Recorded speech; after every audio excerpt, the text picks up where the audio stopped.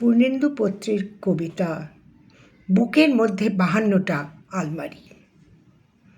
বুকের মধ্যে 52টা মেহগনি কাঠের আলমারি। আমার যা কিছু প্রিয় জিনিস সব সেইখানে।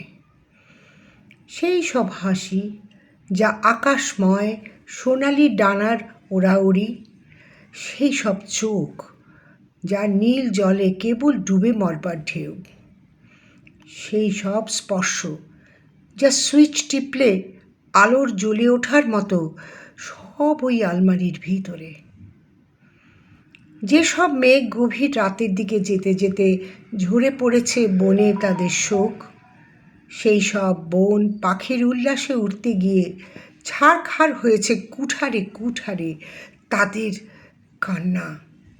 যেসব পাখি ভুল করে বসন্তের গান গেয়েছে বর্ষার বিকেলে, তাদের সর্বনাশ সব ওই আলমারির ভিতরে।